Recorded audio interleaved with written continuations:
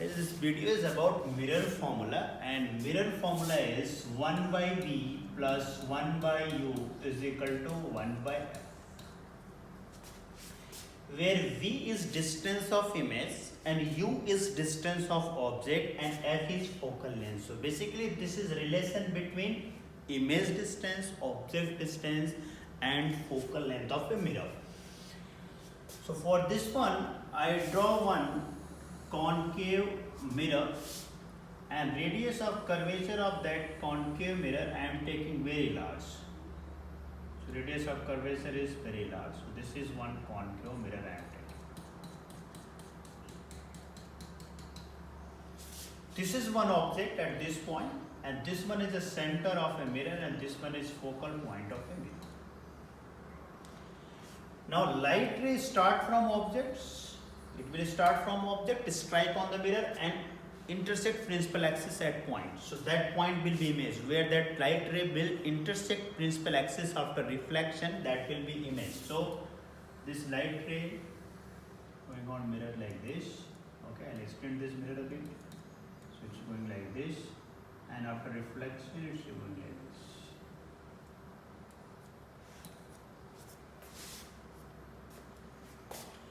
Now this one will be image. This one is center, this is focus, this one is object. So distance from image to pole, we say it's a v. So this distance will be v. This one will be v. Distance of center from pole of the mirror, this is pole. So distance of center from the pole of mirror, we say this one is u. Sorry, this one will be r. This one will be r. Radius of curvature, that will be r. Distance of object from pole, this distance is u. So now this is the diagram. In this one, u is object distance, v is image distance, and r is radius of curvature. And we know if any line I draw from center to that point, center to point n, this line, center to point n, like this one, this line if I draw, this line is normal. It means any line passing through center of a circle, obviously it will be normal. So this CN line is normal, this CN, that will be normal. It means if this angle is I, so this angle should be equal to I using law of reflection. So if I use law of reflection, so this angle is I, this angle will be also equal to I. Let's say this angle is alpha, this one is beta, this one is for beta. Now I draw one perpendicular line from this one, and let's the height of this one is starting onwards. I told you that thing in starting. I told you one point, this radius of curvature of this one very large. It means this distance I have to neglect. This distance is nothing. What I am telling basically, let's say this one is k. I am telling ik almost equal to ip. That is equal to, means this distance is negligible. What's the reason for that? Reason for that is radius of curvature for this mirror is very large. That's why we are neglecting that length. Now, if I make separate diagram for that, like separate triangle for this one, and this one, and I can use some geometry like this exterior angle property. So we'll get one relation. So I'll make one separate diagram for this triangle.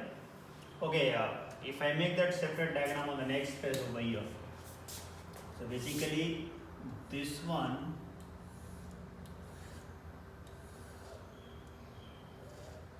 is alpha, this one is I, and this one is beta. This angle is beta. You can see this is alpha, this one I, this one is beta. You can see this one. See, this is alpha, this one is, this is alpha, this one is I, and this one is beta. So what I can write, beta is equal to alpha plus I. Now I make separate diagram for this triangle as well. This one means this is beta, this one is I, this one is gamma. If I make separate diagram for this one, so I'll get this. this angle is beta, this one is I, and this one is gamma. Talking about this one, this triangle. So if you look at these two diagrams, here you can write gamma is equal to beta plus I. So this is the first equation and this one is second equation.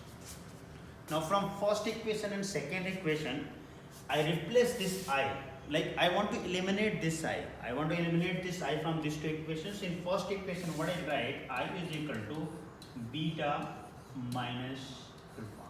That is equal to I. And same value of I put in the second one. So if I put in the second one, so gamma will be equal to beta. And in place of this I, what I am writing this value, beta minus alpha. So beta minus alpha. Now alpha I can take left side, so alpha plus gamma, that will be equal to 2 beta. So I got this equation. Now alpha, beta, gamma, these are very small angles. So if you see that alpha, beta, gamma, these are very small angle, it means these angles are very small. Alpha, beta, gamma, these are very small angle. It means in place of alpha, I write tan alpha, and beta, tan beta, gamma, tan gamma.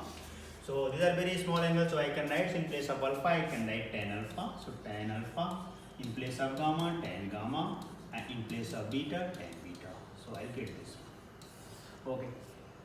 Now, if I see that alpha, beta, gamma in that triangle, which triangle in this one? If I say alpha, beta, gamma in this triangle, better I make that separate triangle over here. See, this is for alpha. This distance is, this one is alpha. This one is h, and this one is u. This one is for beta, this is h, this one is r, this one is beta. See, at beta. And this one is for gamma, this is h, and this one is v, and this one is gamma. So from this triangle, if you see, tan alpha is equal to h divided by u. From here, tan beta is equal to h divided by r. And tan gamma is equal to h divided by v. We can write that. See, this is the first triangle, h, this distance u, h divided by u, tan alpha. This is the second triangle, this one. So h divided by r, tan beta. This is the third triangle, h divided by v, that is third triangle is this one. So h divided by v. This distance is v, so h divided by v, that will be tan gamma. So if we use this thing over here, in this one, what I will go for next phase. So what I wrote, tan alpha plus tan gamma is equal to 2 tan beta. Now in place of tan alpha, what I can write, in place of tan alpha, if we see, in place of tan alpha, I can write h by u. So if I write h by u, so what I'll get, h by u over here. And in place of tan gamma, what I can write, you can see this triangle, in place of tan gamma, I can write h by v. So I'll write h by v in place of tan gamma. So that will be h by v. And in place of tan beta, what I can write, in place of tan beta, I can write h by r. So if I write h by r, so I'll get this one h by r. Now h will get cancelled, this I'll cancel it. So I'll get 1 by v plus 1 by u is equal to 1 by 2 by r. 2 by r. And we already know r by 2 is equal to f. So we know r by 2 is equal to f. That implies f is equal to r by 2. Sorry. Same thing, that f is equal to r by 2. That implies, what's the meaning of this f? Like just I invert this. Like r by 2 is equal to f. It means 2 by r is equal to, it means 2 divided by r is equal to 1 by r. Just reverse this thing. So 2 by r I can write 1 by r. So I'll get 1 by v plus 1 by u is equal to 1 by f. This is mirror formula.